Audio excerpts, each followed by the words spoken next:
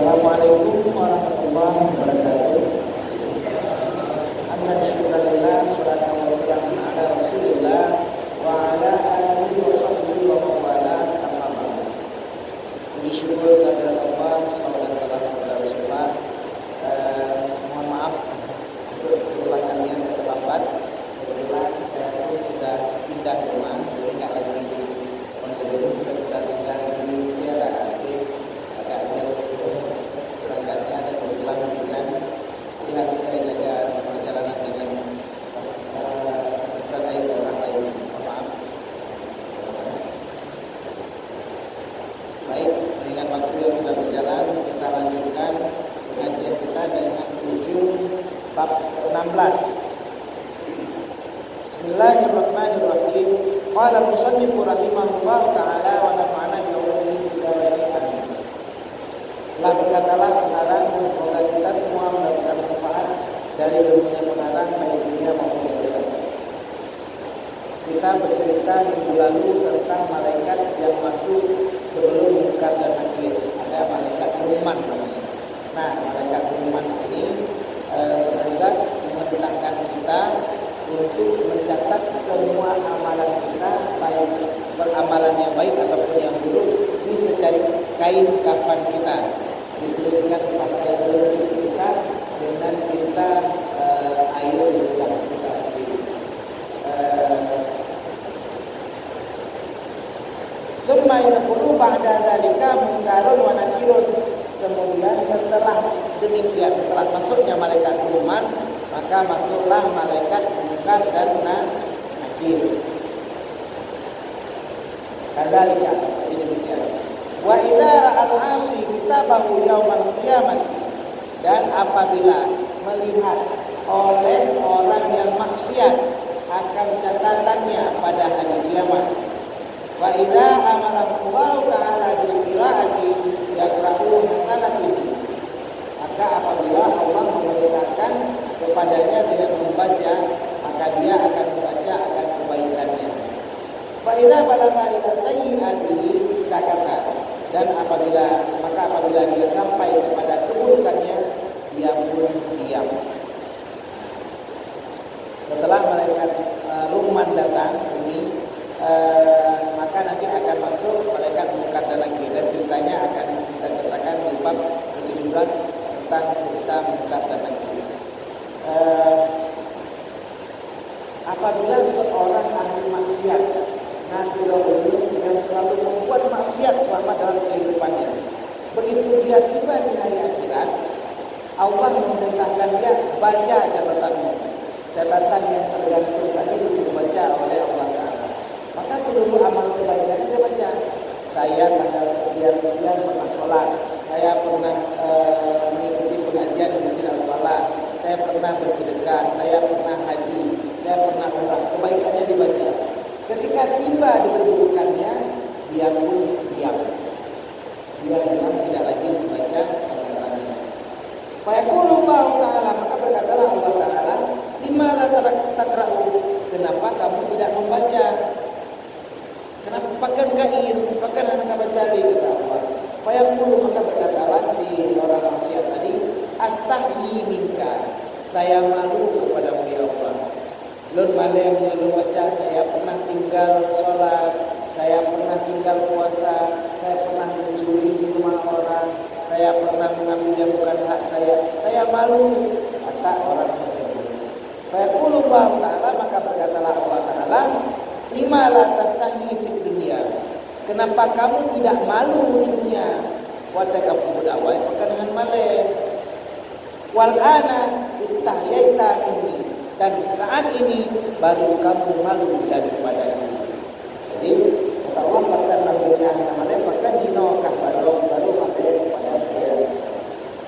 Fayandumul abdu, maka menyesallah si hamba tersebut. Wala yanfa'u nadimu, dan tidaklah bermanfaat akan penyesalan. Seperti orang yang merasakan penyesalan selalu datang terlambat. Penyesalan menyesal ketika kita sudah tiba pada mahsyar, baru kadang-kadang banyak sekali amal keburukan yang ternyata kita sendiri malu saat membaca itu. Hari ini Bapak, Ibu yang masih hidup, ini yang masih diberikan umur oleh Allah, coba introspeksi, muhasabah, cek apakah ada amal kebaikan kita dan amal keburukan kita yang belum kita mintakan ampun kepada Allah. Kalau ada yang belum kita mintakan ampun, malam ini berdoa, beristighfar, mohon ampun kepada Allah, baca maaf. Ya Allah, terlanjur saya akui saja malam ini, minta ampun sama Allah. Mudah-mudahan di hari akhirat itu tidak lagi menjadi beban tambahan dosa bagi kita. Karena apabila kita meninggal tanpa meminta maaf kepada Allah, Allah sangat marah kepada kita, sehingga Allah berkata, "Faqulullahu ta'ala, khudhuhu faqulluhu, tsummal jahima salluhu." Ambil dia, kunci dia, belenggu dia, lemparkan ke dalam neraka jahim. Kalau kamu di dunia tidak malu kepada saya, kamu baru malu di depan pada pengadilan pada mahsyar, maka jok, kunci, gali di dalam neraka. Allah sangat marah dan apabila kita tidak mau membaca catatan yang dicatat oleh malaikat Rahman. Terakhir bab ke-16 pada cerita malaikat Rahman. Kita masuk bab 17. Mudah-mudahan apa yang kita pelajari, apa yang kita dengar, apa yang kita ketahui hari ini menjadikan suatu motivasi bagi kita untuk menambah amal kebaikan dan meredam, termasuk meminta ampun dari amal keburukan yang pernah kita lakukan. Karena kita tidak tahu kapan ajal menjemput kita. Bisa malam ini, bisa besok hari. Kalau kita tidak mau meminta ampun atas dosa yang kita lakukan, hati-hati. Takutnya kesempatan tidak datang dua kali. Uronyo melalui lisan saya, Allah berikan hidayah kepada kita untuk mendengar pengajian, termasuk saya, minta maaflah hari ini, minta ampunlah atas dosa-dosa kita. Al-Babu Sabi'u Asyara fi dzikri jawabi su'ali munkarin wa nakirin. Bab ke-17 pada menyatakan menjawab pertanyaan munkar dan nakir. Dan kitab Dafa'idul Akbar bercerita sesuatu yang tidak pernah kita ketahui. Bagaimana cara munkar dan nakir bertanya dalam kubur. Kalau kita sudah siap-siap, insya Allah di sana kita akan lebih gampang. Lagi katanya siap-siap, hai nak ikut ujian, ikut PNS baru. Oh nah, cepat try tanya. Karena kita sudah tahu, insya Allah kita jauh lebih siap. Mudah-mudahan dengan kita ketahui apa yang ditanyakan oleh munkar dan nakir dan bagaimana cara bertanya, insya Allah kita akan jauh lebih siap. Fil khabari, dalam sebuah hadis, kita bacakannya adalah hadis, idza wudi'al mayyitu fil qabri, apabila diletakkan jenazah dalam kubur, atahu malakani aswadani, datanglah kepadanya si mayat oleh dua malaikat yang sangat hitam. Jadi kulit malaikat munkar dan nakir hitam. Hitam kiban, hitam lagi bagian itu. Ukuran hitam menampak hitam di kita berada dalam gelapnya kuburan, karap-karap hadir color muka dan nakir saking hitamnya. Jadi aswad, kulit muka dan nakir itu aswad, hitam pekat. Arzaqal ainaini, dua matanya melotot. Jadi mata muka dan nakir itu melotot, karap-karap mungkin dari lubung matanya. Itu malaikat muka dan nakir. Sautuhuma karra'ni, suaranya seperti guntur, seperti geledek. Bubung kita ganti bagainya musuh daripada munkar dan nakir. Wa absaruhuma kalbarqil khatifi, dan matanya seperti kilat yang menyambar. Jadi pandangan mata dari munkar dan nakir memang iblis silala karena matanya memancarkan cahaya seperti kilat yang menyambar. Yahriqanil arda bi anyabihima, mereka keduanya menghancurkan bumi dengan taring keduanya. Jadi taring yang panjang sampai hancur bumi ketika beliau berjalan. Fayatiyanihi min qibali ra'sihi, maka datang oleh malaikat munkar dan nakir dari pihak kepala kita. Kita bayangkan jenazah terbaring pun jejak dari bagian mulut. Pertama datang malaikat nakir dari bagian kepala. Fataqulu salatu, maka berkatalah salat. Sudah sembahyang maghrib berjamaah dengan silat falah di Aceh. Salat yang kita lakukan datang menghadang malaikat munkar dan nakir. La ta'tiyahu min qibali farubba salatun sallaha fil laili wan nahari udran min hadzal mawadhi. Janganlah kamu datang dari pihakku baik najaratno, karena banyak sekali salat yang telah dia lakukan baik di malam hari ataupun siang hari karena takut daripada tempat ini. Ulunnya nak kejabut di Masjid Al-Falah di Aceh Gedepung menyota sembahyang yang jaga kita agar tidak ditangi oleh malaikat munkar dan nakir. Jadi saya ikut malam dan pulau karena dia takut akan berada azab dalam kubur. Jadi salat yang menjaga malaikat munkar dan nakir tidak datang kepada kita dari pihak kepala kita. Tsumma ya'tiyanihi min qibali rijlaihi. Kemudian malaikat munkar dan nakir datang dari pihak dua kakinya. Anasir ulai jarat kaki. Fayaqulani, maka berkata keduanya kaki, la ta'tiyahu min qibalina. Janganlah kamu datangi si mayat ini dari pihak kami. Baik najak radno. Pakan faqad kana yamshi bina ilal jamaati hudran min hadzal mawdi'i. Sungguh dia berjalan dengan kami dengan kedua kaki ini kepada jamaah gejak masjid Gede Aceh. Gedenga bet gabe. Kenapa? Karena takut akan azab, akan bencana, akan musibah yang ada dalam kuburan ini. Jadi kedua kaki kita bersaksi membela kita saat itu. Fayatiyanihi an yaminihi, maka datang lagi malaikat tersebut dari kanannya, gejak dan belakang. Fataqulu shadaqatu, maka berkatalah sedekah.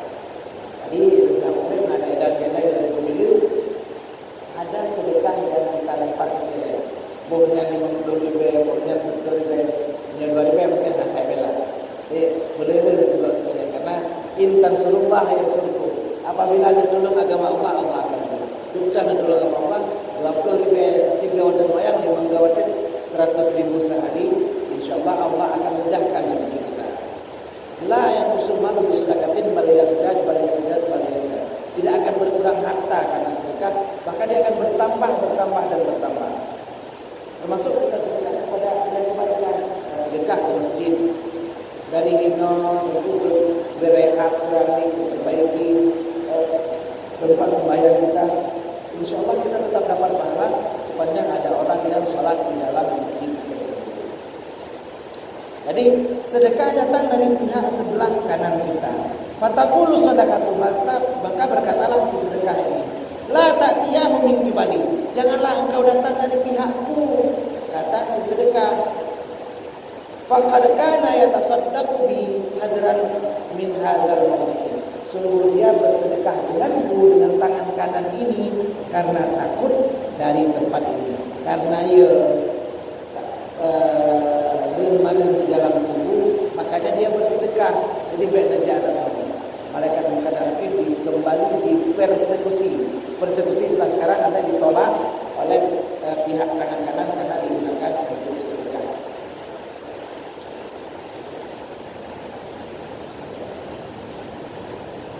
Wayatiyanihi min qibali shimali, maka terakhir malaikat munkar dan nakir datang dari pihak sebelah kiri, bijak dari laki nasir, bijak dan kiri. Siapa lagi yang membela kita? Fayaqulu shawmu, maka berkatalah puasanya. Puasa yang telah kita membela kita dalam kuburan kita. La ta'tiyahu min qibali, janganlah kamu datang dari pihakku. Faqad kana yaju'u wa yaqshu hadran min hadzal mawdi'. Sungguh adalah dia lapar dan haus karena takut dari tempat ini. Selama bulan Ramadan, selama bulan puasa, tatendra. Karena kita takut akan azab dalam kubur. Si puasa ini membela kita dan dia menolak munkar dan nakir agar tidak datang ke tempat kita. Saat itu posisi kita belum sadar. Saatnya tanya anak dulu, anak sadar karena yang bergerak saat itu masih amalan-amalan kita. Kita belum tahu. Jadi Wajar ditanya sadar sekarang. Begitu malaikat mungkar dan nakir ditolak oleh amalan kita, fayastaikadu kama yastaikadun naimu, maka bangkitlah si mayat sama seperti bangunnya orang tidur. Setelah truk malaikat mungkar dan nakir itu baru jaga sang tanya jaga tidur. Gimana saya? Lagi orang lebah maka lebah mati maka dalam parik. Ini bukan cuma dalam parik, dalam kubu dalam malaikat mungkar dan nakir. Berapa-berapa kita malaikat mungkar dan nakir. Apakan berapa-berapa tak kena? Kami dakeh waktu rukuk. Mentang anak sadar. Seakan-akan masih dalam paripurna padahal sudah berada di alam kubur. Jadi kita waktu datang pun malaikat mungkar dan nakir tidak sadar. Ini posisi cerita hadis. Jadi baru sadar kita apabila setelah ditolak oleh amalan-amalan kita. Fayaqulu, maka baru kita berkata, biasanya baru ada yang berkata. Berkatalah si jenazah, "Madza turidani minni?"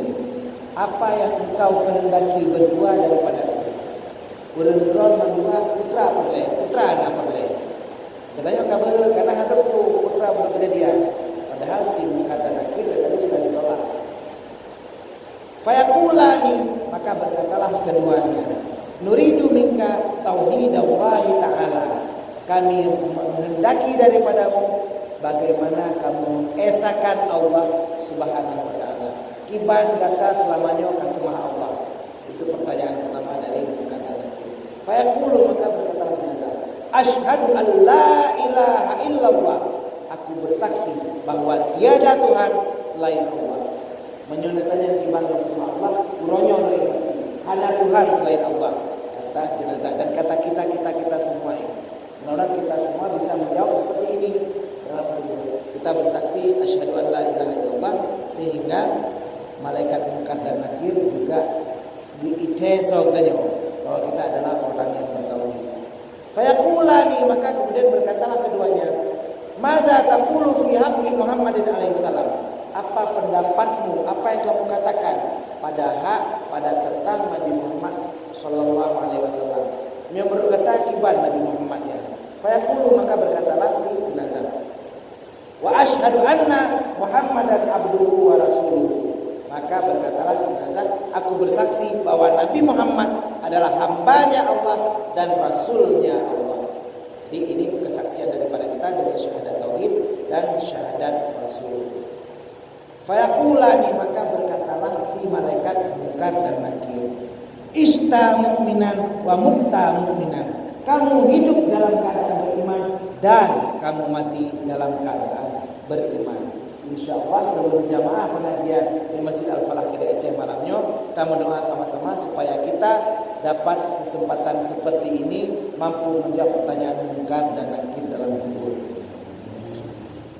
Nah, kemudian bercerita lagi tentang hikmah. Kenapa dibuat malaikat mungkar dan nakir? Tsummal hikmatu, kemudian ada sebuah hikmah fi su'alil malakaini, tentang pertanyaan dua malaikat yaitu mungkar dan nakir. Innal malaikata, sesungguhnya malaikat tu'inat fi bani Adam alaihi salam haitsu qalu ataj'alu fiha may yufsidu fiha al-air. Kenapa dibuat dua malaikat mungkar dan nakir? Karena sesungguhnya seluruh malaikat pernah mendawa dengan Allah pada saat diciptakan Nabi Adam pertama. Fi Bani Adam, pada kan Bani Adam artinya manusia pertama. Pada saat diciptakan manusia pertama yaitu Nabi Adam alaihissalam, mereka berkata, "Ataj'alu fiha may yufsidu fiha." Dan kesambungan ayat, kenapa kamu ciptakan makhluk ini yang merusak bumi? Wayaf sedima dan menumpahkan darah. Malaikat berkata, "Kepun pegel makhluk lagi makhluknya gaduh juga kacau lah bohong.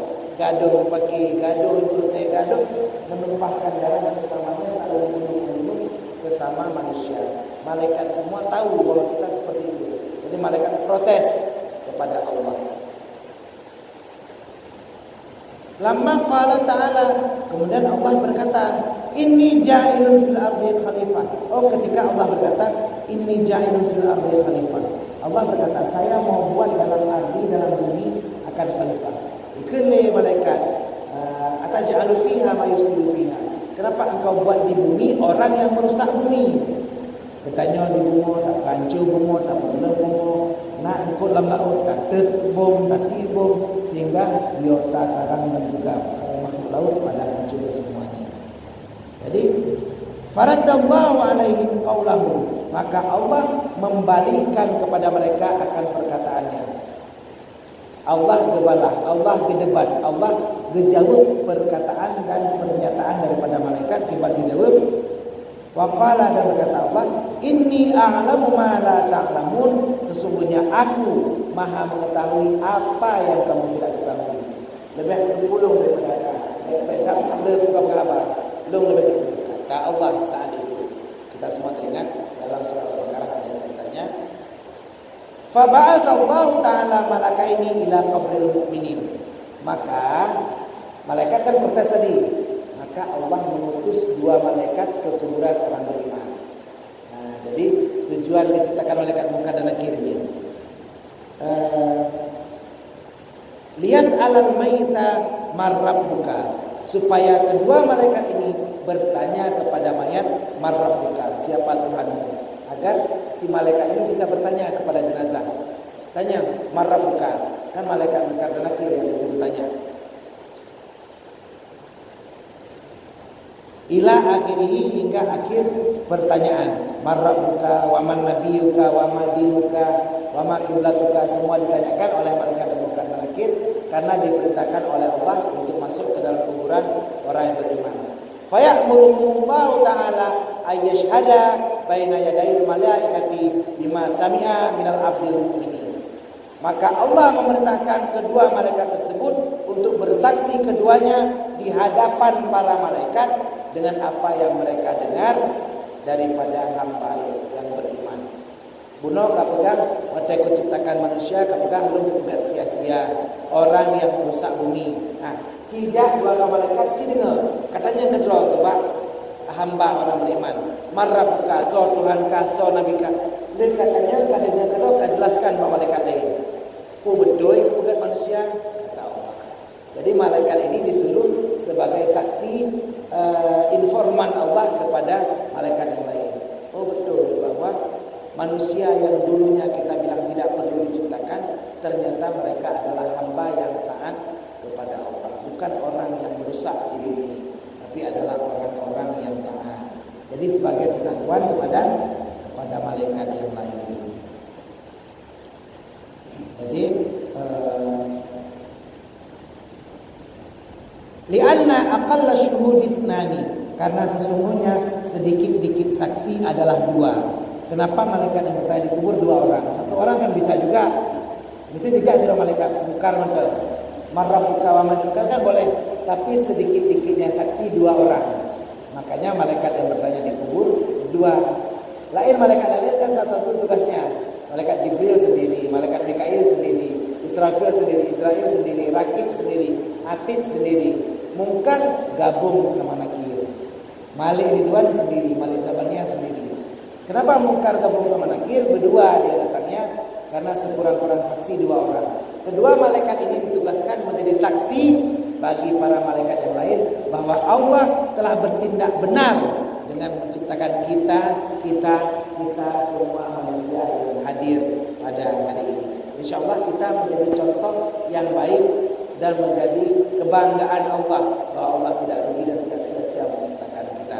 Amin. Tsumma yaqulu rabbukum, dan berkatalah Allah, ya malaikati, wahai malaikatku, qad akhadta ruhahu, sungguh aku telah mengambil rohnya. Kalau pucuk roh sigamnya, saya sudah ambil rohnya, tidak ada lagi roh dia. Wa taraktu ma lahu li ghairihi, dan aku tinggalkan hartanya bagi orang lain. Sigamnya roh dari harta ka pucuk lain. Jadi anak-anaknya kali perai harta makan pakai lah berebut harta orang yang meninggal. Wa zaujatahu fi hajri ghairihi, dan istrinya sudah tidur di pangkuan orang lain. pantang meninggai katanya terus masa idah rumah katanya kayak yang lain. Nah, hamba ini sudah saya hilangkan semua kemampuannya, harta alih, perumahan alih, bahkan rohnya pun tidak ada lagi kata Allah. Wajariyatahu li ghairihi, dan saya ambil budak-budaknya untuk orang lain. Pembantu dia sekarang jadi pembantu orang. Wadiya'ahu li ghairihi, dan seluruh harta bendanya, mobil, semuanya itu jadi milik orang lain. Semuanya jadi milik orang lain. Fasa'alahu fi batnil ardi, dan kalian berdua dalam keadaan dia tidak punya apa-apa lagi, kalian berdua bertanya kepadanya di perut bumi. Kata banyak kejijihan punale dalam perut bumi lam seput buta, kata banyak lam gede. Falam yarda illa anni, dan dia tidaklah ridha kecuali daripadaku, kata Allah. Jihana harta hana punale lam perut bumi, katanya tetap yang paling disayang adalah lum, kata Allah. Allah berbangga dengan kita. Walam yajib an wahidan illa anni, dan tidak menjawab, tidak berharap daripada yang lain satu orang pun kecuali daripada aku. Sampai detik-detik dia berada dalam kuburan, dia masih ingat satu orang, yaitu kepadaku, kata Allah. Allah berbangga dengan kita. Faqala Allah Ta'ala, maka berkatalah Allah Ta'ala,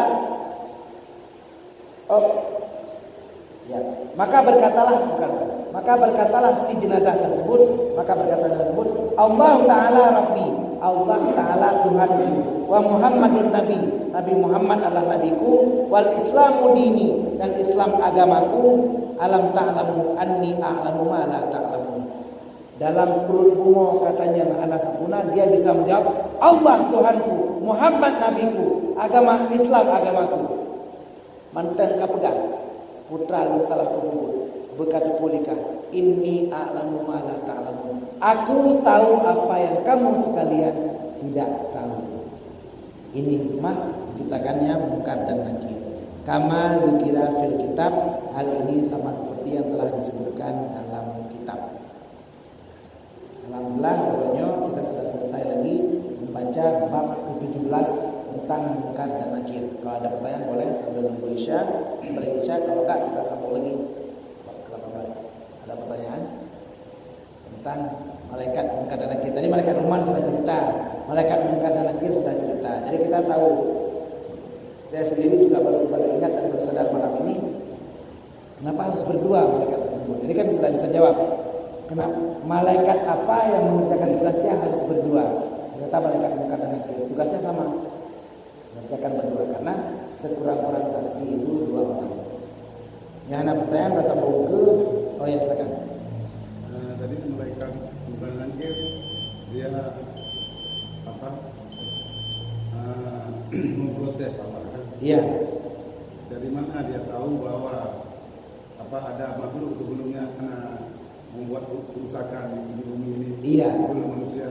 Kenapa para malaikat kok bisa protes bahwa bahwa manusia yang diciptakan di bumi akan merusak? Kenapa? Dari mana dia tahu? Nah, pertanyaan yang super sekali, luar biasa.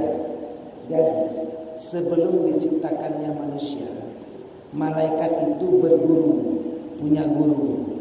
Seperti hari ini, Tengku temannya Mbak Lu, ada gurunya. Saya nggak tahu, saya tanya lagi sama guru. Kita begitu nggak tahu tanya sama guru. Istri beliau guru juga. Guru itu tempat kita bertanya apabila kita tidak tahu.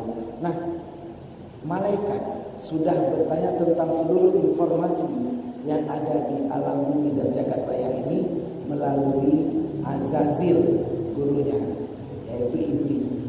Iblis dulunya adalah gurunya para malaikat, dan dia mengetahui segala sesuatu, bahkan sampai segala sesuatu dia tahu. Dia berusaha memanipulasi ini. Dia tahu bahwa manusia itu memang karakteristiknya menghancurkan bumi. Tahu dia. Sebenarnya memang karakteristiknya begitu dan terbukti kan. Tapi Allah memberitahukan pengetahuan ini kepada Azazil. Azazil berkata kepada malaikat. Allah sengaja membuat siklus ini. Jadi begitu Allah ciptakan sesuatu yang secara sunnatullah sebetulnya begitu, tapi Allah kembali membuat sesuatu yang lain daripadanya. Contoh, Bertanya dipegang guyuk ibadah kepada Allah. Kita diperintahkan untuk ibadah, untuk sholat, untuk puasa. Ternyata setelah kita sholat, setelah puasa, seharusnya kan bertambah rezeki kita. Tapi yang ada makin kita sembahyang, saya tetap tambah becak. Yang hana sembahyang makin kaya. Ada sesuatu yang Allah balik sengaja untuk menguji kita. Karakteristik manusia pada dasarnya Allah ciptakan memang untuk merusak bumi. Kita lihat banyak sekali. Allah sendiri berfirman, "Dhaharal fasadu fil barri wal bahri bima kasabat aydin nas." Terjadi kerusakan di bumi karena memang dibuat oleh manusia. Memang betul. Tapi Allah setelah memberikan pengetahuan itu kepada malaikat, Allah ada sesuatu yang diganjil di itu. Kenapa? Allah sengaja membuat seperti itu, dan ini adalah bagian daripada takdir Allah. Allah membuat bahwa Allah itu tidak bisa tertebak. Jadi seperti kehidupan kita. Allah bikin kehidupan kita seperti ini. Lalu Allah bisa merubah di malam nisfu Sya'ban. Allah balikkan kehidupan dengan takdir mugram dan mu'allaknya. Jadi apa yang walaupun sudah kering kitab bisa dibalikkan lagi. Jadi yang sudah ditulis ini celaka bisa dibalikkan. Orang yang ditulis hari ini bahagia bisa dibalikkan. Tujuannya apa? Biar kita semua selalu bergantung kepada Allah.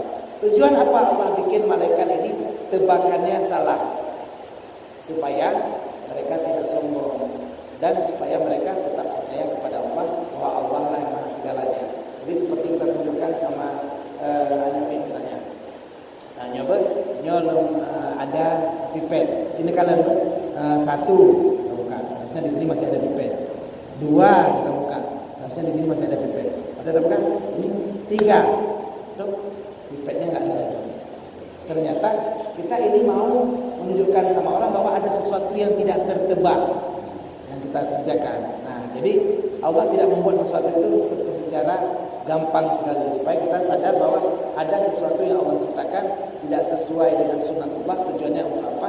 Supaya kita selalu bergantung dan memanjakan diri kepada Allah.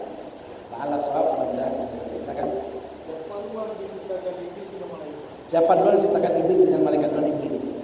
Jadi di belakang kita ada iblis diciptakan berapa ribu tahun, 1.000 tahunnya, tapi luar iblis daripada malaikat. Dan iblis ini memang dia Allah berikan ilmu yang banyak sekali, termasuk dia tahu cerita tentang buah khuldi. Makanya dia manipulasi ini cerita supaya Adam bisa keluar dari surga. Jadi iblis ini adalah orang pintar.